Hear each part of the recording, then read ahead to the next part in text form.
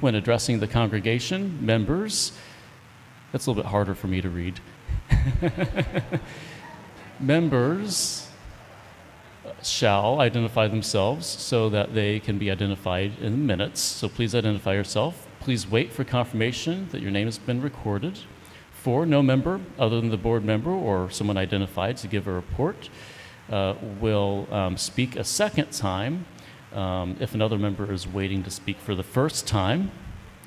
5, if discussion occurs concerning any reports or motions on the agenda, discussion shall be limited to an initial period of 20 minutes. If members have additional comments at the end, we can have successive 10-minute time periods. They may be proposed for continuing discussion as needed.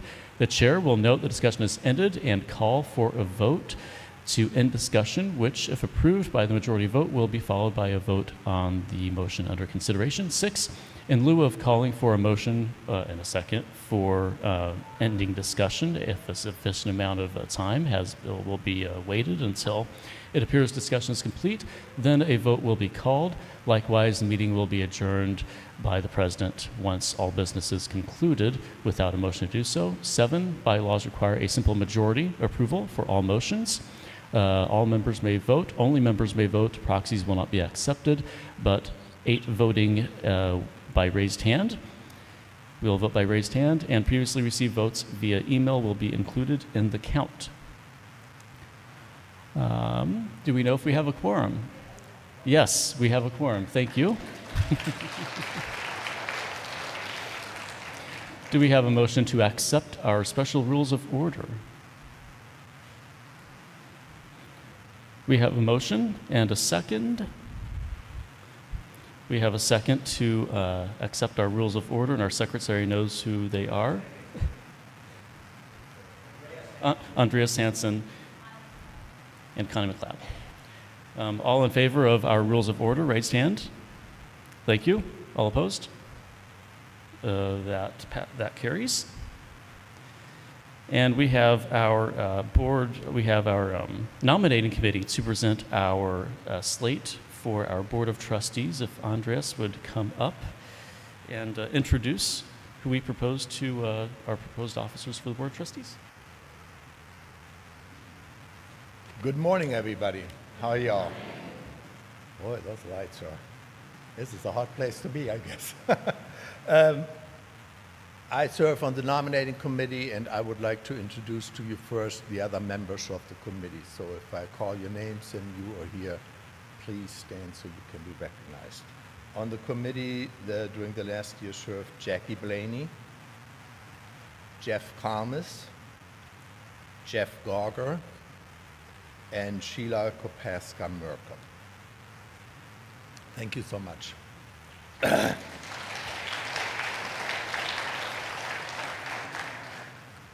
And now to the nominees. We are nominating for board president our current president, Adam Boss, to serve one more year starting May 1st, 2025. We are nominating for vice president of the board our current board member, Joan Allen Hunt, also starting May 1st, 2025 for a one-year term. New board members, we are nominating Nancy Grush to join our board as a member at large. She will serve for 3 years from May 1, 2025 to 2028. And the last board member we are nominating is Stiles Thompson. He is member at large, all the way in the back there, serving also a 3-year term from May 1st, 2025 to April 30th, 2028. Those are the 4 board members.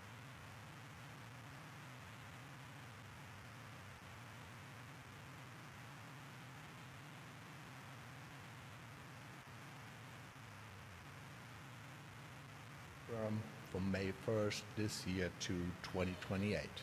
And those are our nominees. And we appreciate your support for our recommendations. Thank you.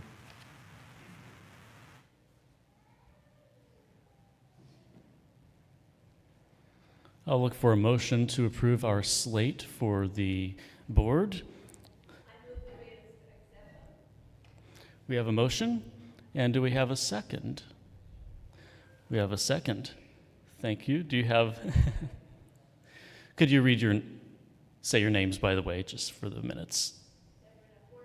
Deborah Duckworth and Megan Sheehan Dean.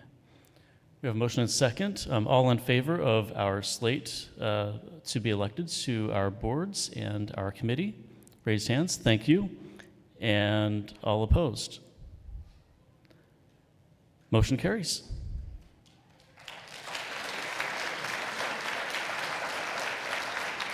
Thank you. Now we have our treasurer to present our treasurer's annual report.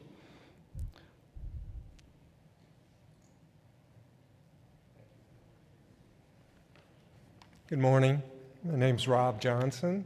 I'm treasurer of the church. We wanted to just review with you the results of our income and expenses for 2024. We actually had expenses exceeding the revenue by almost $19,000. There's some interesting aspects of that. Our pledges exceeded the budget, but that was primarily due to a one-time large contribution of $75,000. Expenses exceeded the budget by about $63,000. Most of that was related to the building and grounds expenses, which were $55,000 over the budget due to several unexpected costs, including property insurance increase, trees that had to be taken down, some air conditioning and roofing issues. So it was a little uneven last year, but $19,000 is how expenses exceeded budget. In 2025, we're in the first 2 months of the year, we're well ahead of the expenses from a revenue perspective, but we do receive more contributions in the beginning of the year than we do in the middle of the year, and then we receive another large contribution increase near the end of the year. But much more positive so far in 2025. If you go to the next slide, please. At the end of last year, the church had approximately $157,000 of cash, which is a relatively good cash position. However, that's improved significantly due to a one-time bequest that the church received in 2025 that was very substantial. So we have almost $500,000 in the bank as we meet today, which is very significant for the church. And the board has elected to set aside $70,000 of that for anticipated building and maintenance costs that we might incur this year and next year because of the just the nature of the weather we're experiencing, the age of the building, and we're not sure what property costs will do when we renew mid-year. But so we're in a much better financial position today than we were at the end of last year, which was, last year was very consistent with the few years before that. So I feel much more comfortable about the solvency and stability of the church finances right now because of the much improved cash position. If you have any questions, I'd be glad to answer any questions you might have. Okay. Thank you.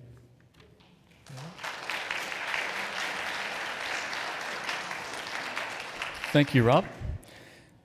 And now Nathan will present our annual report from the ministry side of things.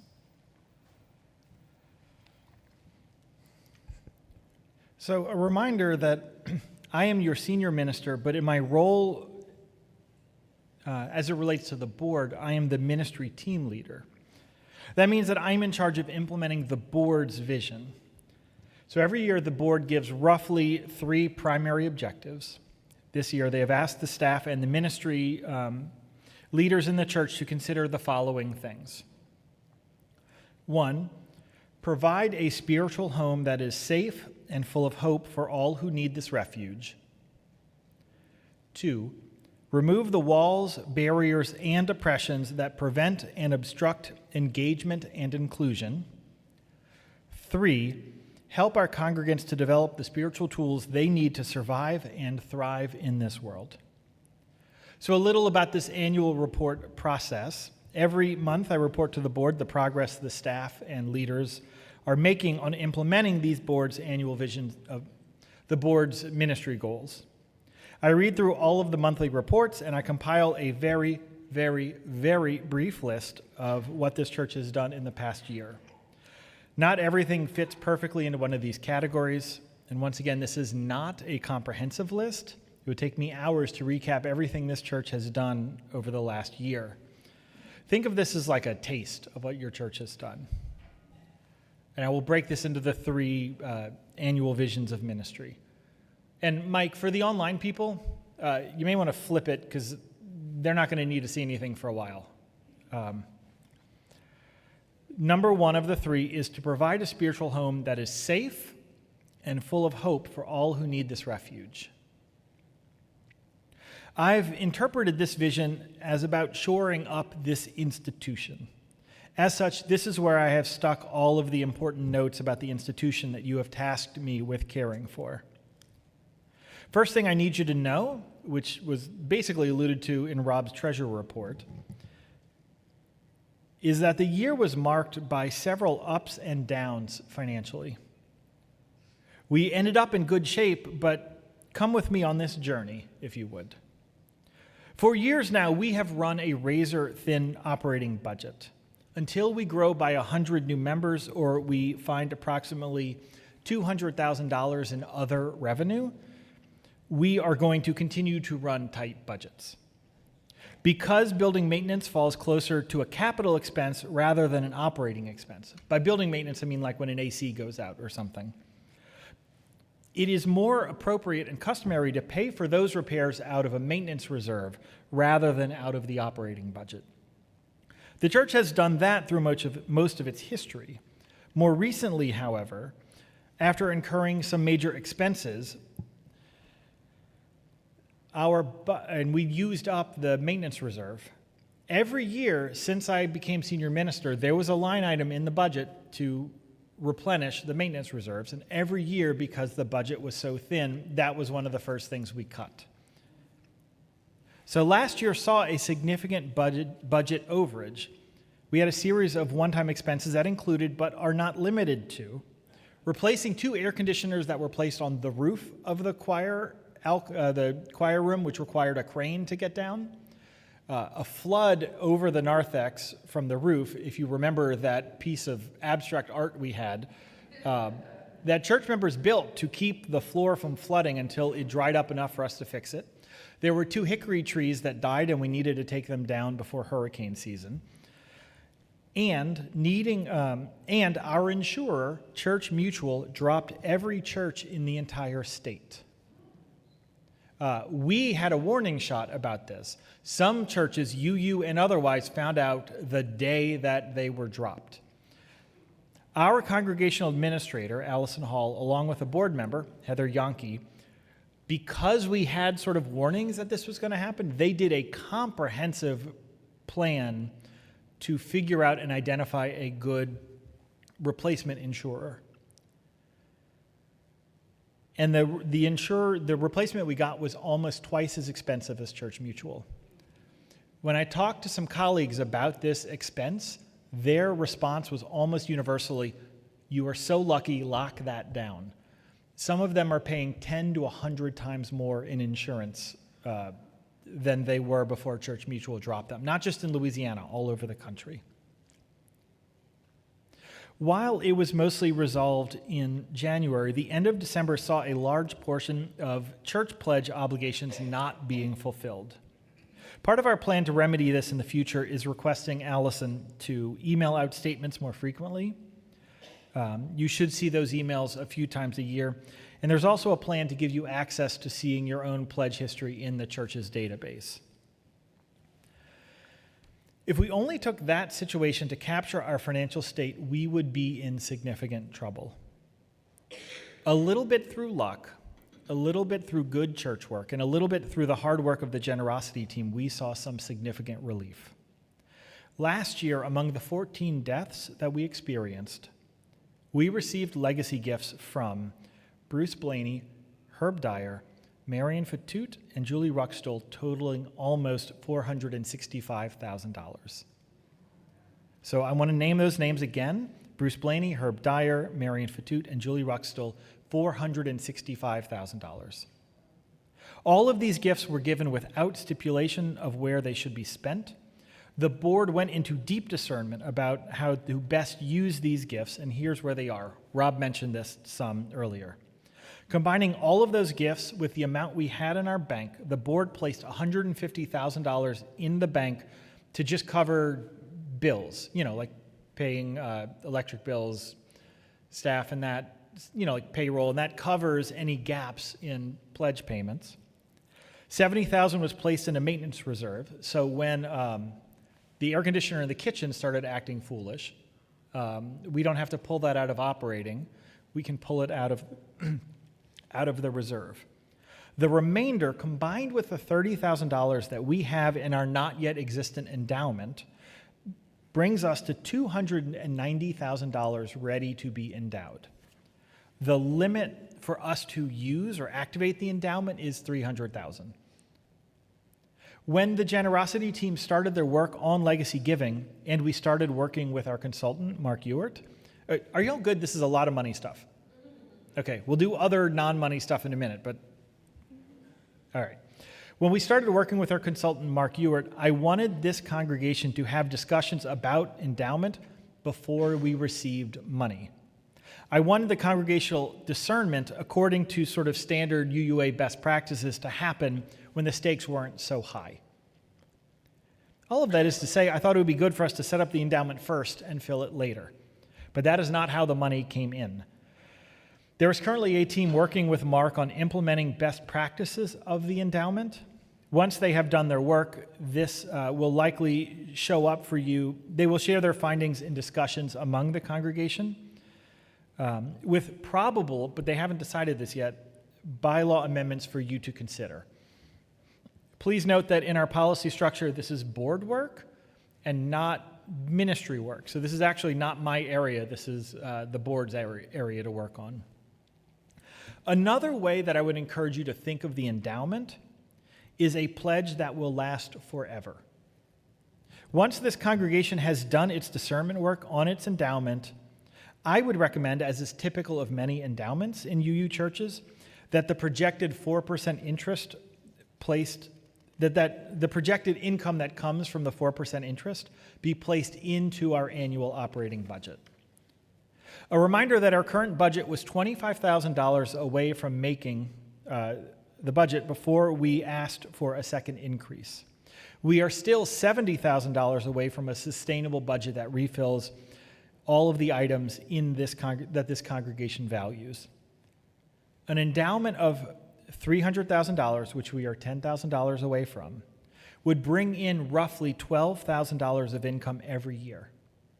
A $1 million endowment, which may sound far away, but it is not if certain gifts come in certain ways. A $1 million endowment would bring in $40,000 of income every year to this church forever.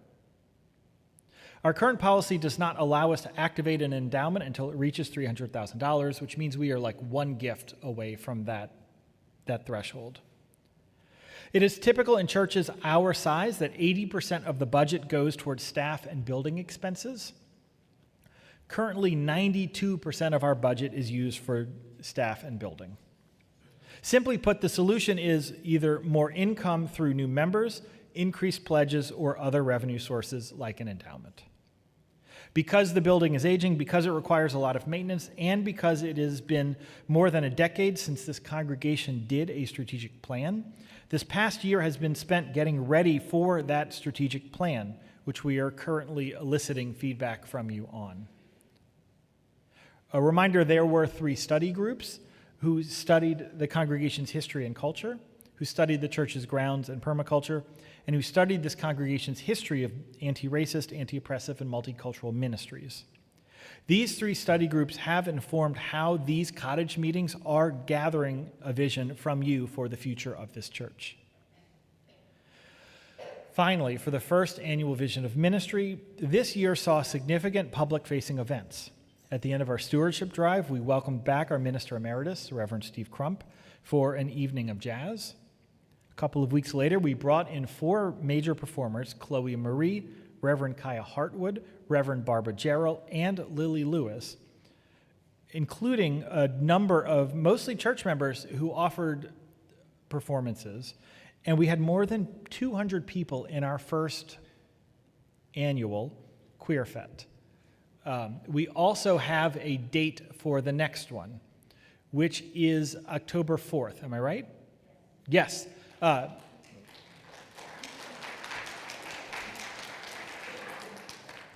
Also, in terms of fundraising, the other major fundraiser that we are trying to do is the auction.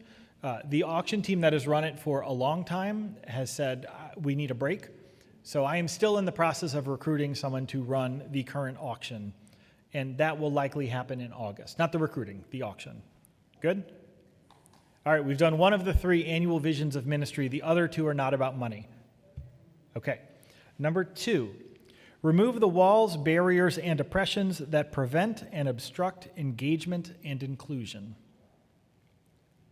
As I see it in the core of this annual vision of ministry is answering the question, is this church so white because of theology or because of something within the culture of this church?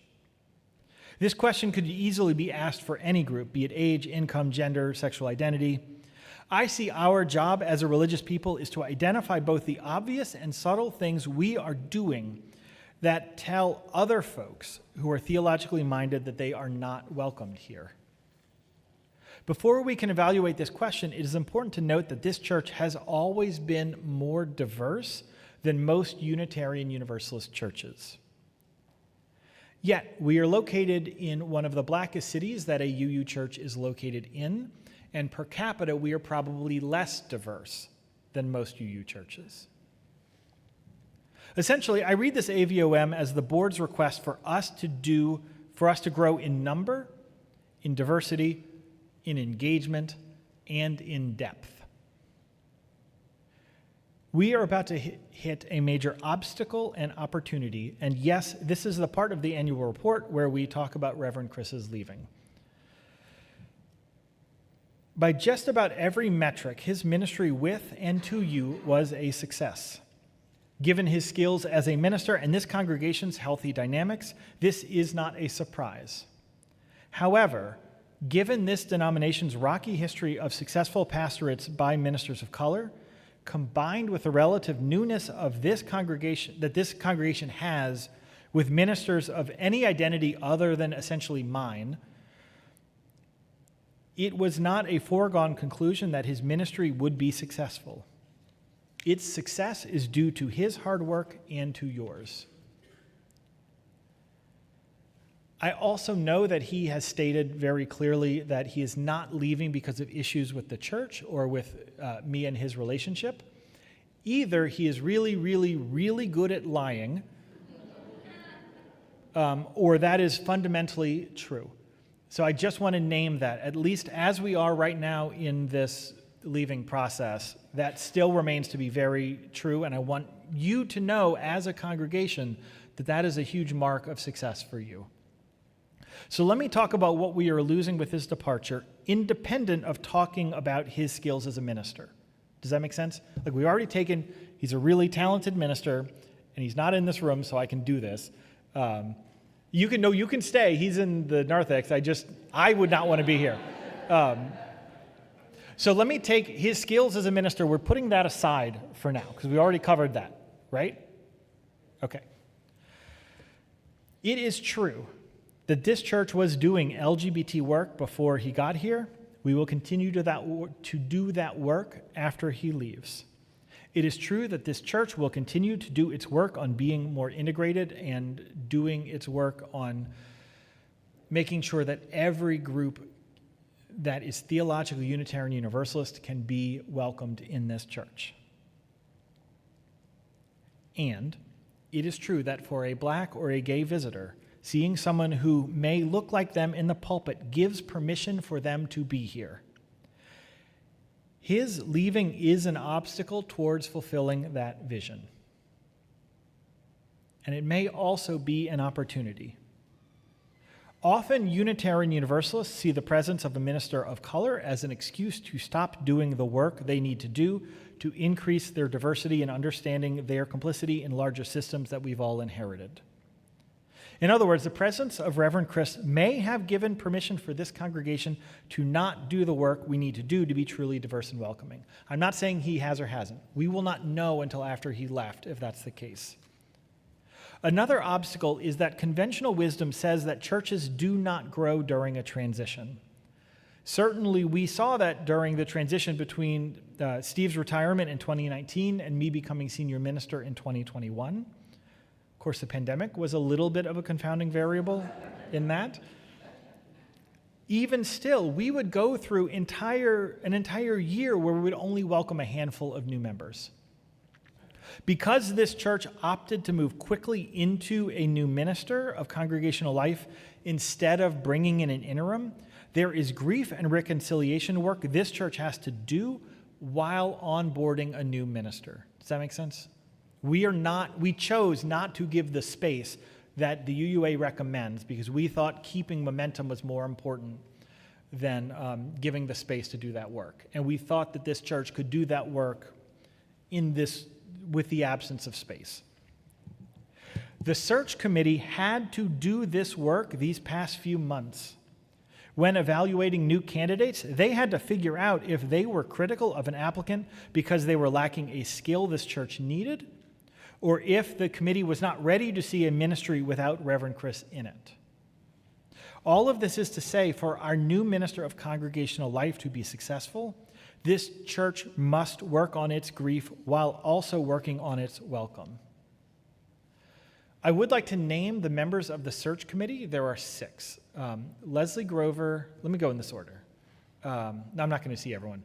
Leslie Grover, Megan Sheehan-Dean, E. Hughes, Dawn Collins, Angus Woodward, and Cynthia Bryant. Oh, look at you.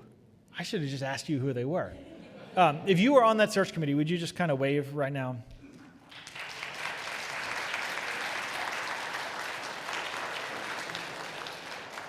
You should know we have reached an agreement with someone. Hang on. We've agreed on an amount. We've agreed on everything in the contract except a start date, which is just a logistical thing, so we are not ready to announce yet. But this is like last night that we got there. You can ask the search committee, and they will not tell you, but you can ask them why they are excited about this person. We will, unless something weird happens, announce them next week, okay?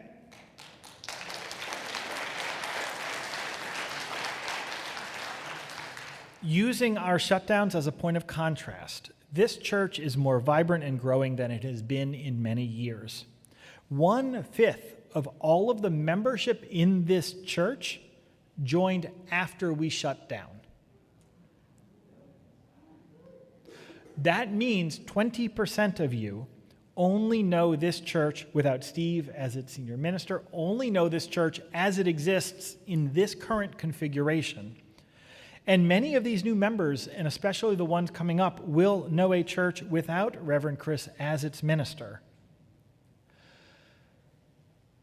It is always strange in a church that the church you join grows and changes over time and becomes not the church that you joined.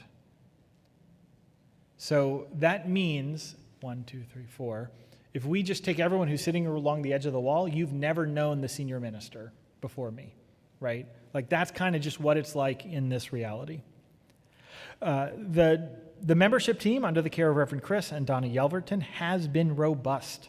They have been offering themselves trainings, envisioning culture shifts, amassing resources, and creating ways to engage visitors and members alike. Part of this process is an outreach team that has had our congregation represented at LGBT orientations at LSU, at White Light Night, and other community events. the last AVOM is help our congregants to develop the spiritual tools they need to survive and thrive in this world. As many of you have said, it can be hard to be a Unitarian Universalist in southern Louisiana. Okay. Online folks, they said yes. It is especially challenging right now, both in this political climate as well as the actual climate. The board was very clear when discussing this annual vision of ministry that this congregation needs the tools to survive in this world. After some discussion, the board agreed that the original wording of this AVOM of just survive was too heavy. They weren't feeling positive about the state of this world, and as such, they needed their church to respond. So the original wording of this for 2 or 3 months just said to survive in this world. Later, the board added to thrive. After discussions, the board agreed the goal of the church is not just survival, but to thrive in this community. In the past year, this congregation has engaged in 2 male bonding retreats. We taught a course by 2 church members, Wayne Parker and Debbie Duckworth, on the history of Palestine. While this content, if presented poorly, could have been quite damaging, their care and precision helped to make this an informative experience for all who attended. Last September, we held a climate revival put on by a team led by Denise Crow. This was part of a larger UUA effort to engage congregations in the spiritual work of climate change.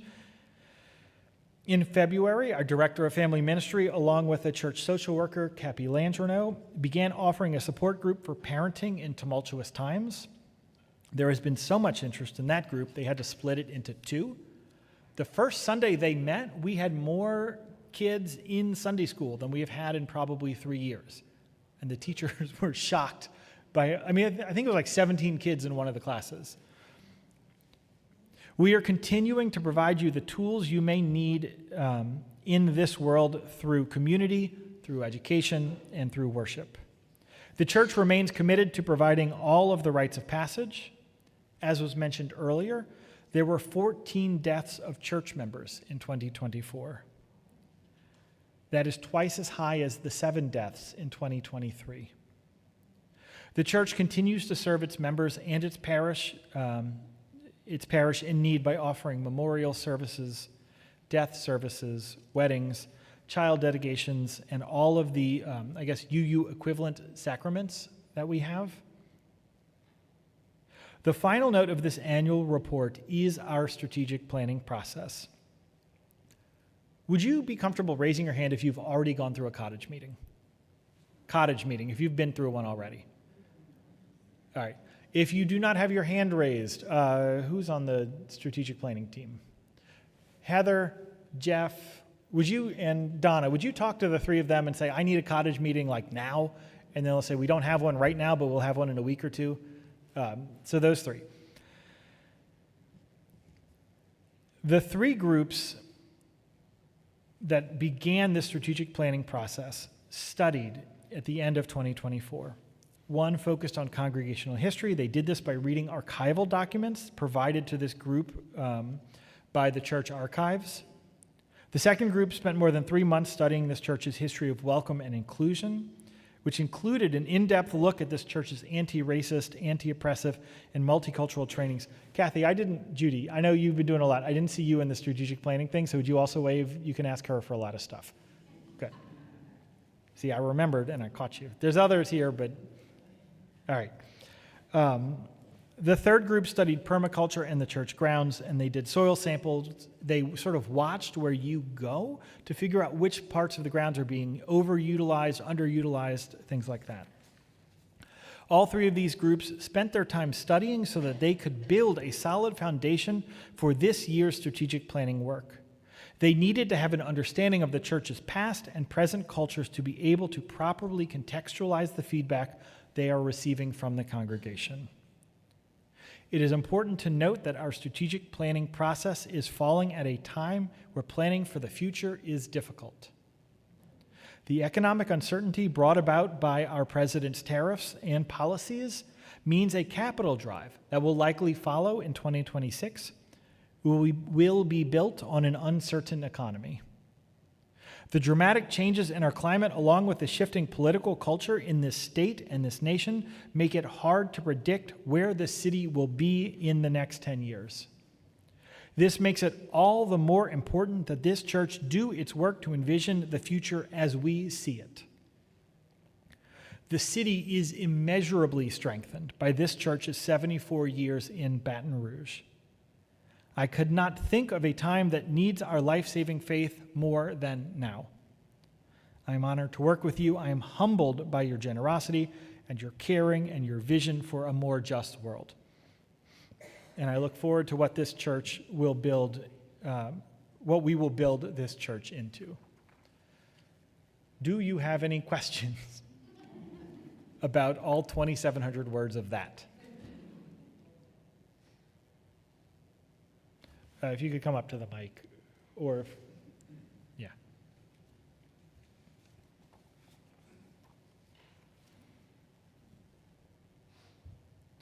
Maida Owens. I overheard somebody say, "What's a cottage meeting?" Oh, what is a cottage meeting? Maida asked what a cottage meeting is. It is a meeting of cottage meeting. It is a meeting of members of the church. We also are opening these to visitors as well.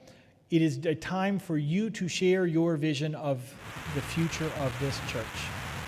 We don't have cottages here. I know Acadian house meetings, whatever you want to call it. Shotgun house meeting. The names aren't really great. We'll need some shotgun house meetings. Good? A lot of the meetings are set on ministry areas. So the generosity team, the branches leaders, the congregational care team, things like that. But there's also open sessions as well, because it changes sort of how your reflections are offered. But we want to have all of you go through this process. So if you have not yet done it, please reach out to one of those folks and see about one you can sign up for. Come up to the mic, or I'm going to repeat what you say on the microphone.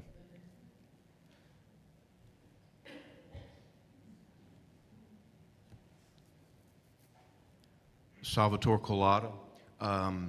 If you're looking for a cottage meeting, there will be one next week at the Six Source meeting. Six Source Sharing Circle next week. David Lindenfeld. I just have a question. A year ago, we had a church safety team which looked at a number of aspects, primarily making the building itself safer by strengthening the sanctuary doors, other physical things. What has happened on those things in the past year? Have they been studied? Are they being implemented? There's two parts to it. One is there was a safety team that was run pretty heavily, and they did a lot of research. That was David, Art Scarborough, Melanie Mayu, Ann Irwin, Don Hoppy. Well, I shouldn't have started the names. Gary Parks,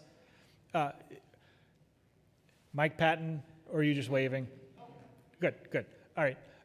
But they did a lot of work, and that team has been, they've completed their work, and we are shifting into sub-teams.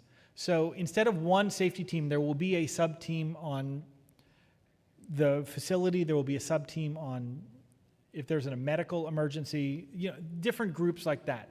That has not happened yet just because of the scope of time. It is on the ministry agenda for the upcoming year. There's also a grant team. So all of the little swipey things to get in, we got a grant, and then through a very convoluted sense of mistakes, both by us and the federal government, we lost the grant. But we were able to recover from that loss. We received another grant for $150,000 for more of that work.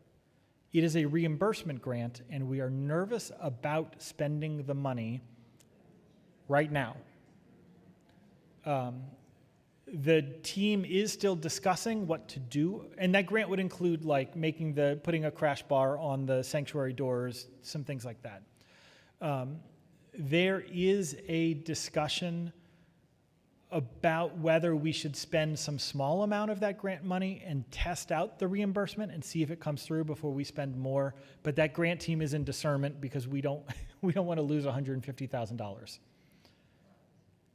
Any other questions?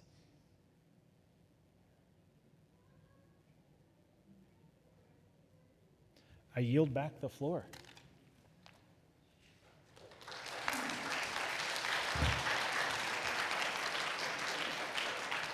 Thank you, Nathan. And before we go, because we just elected 2 board members, that means we do have 2 members of the board exiting the board. And if, Joan, if I could ask for your help with this.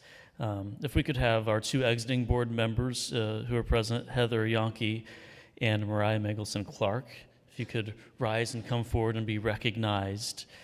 Both of them are people who have kind of, Heather's been on the board since I've been on the board, and they, as a prior president, and they both kind of demonstrated to me, I guess, how to help run a functional and calm and productive board.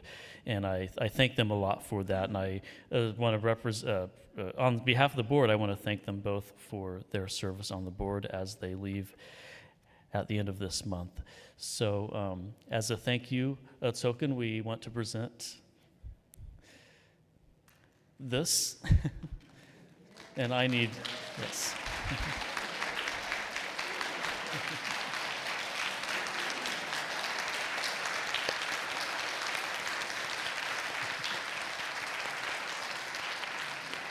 I forgot the name of the species, but I know it's native to here. Yes, Louisiana iris. With that, I think we can adjourn.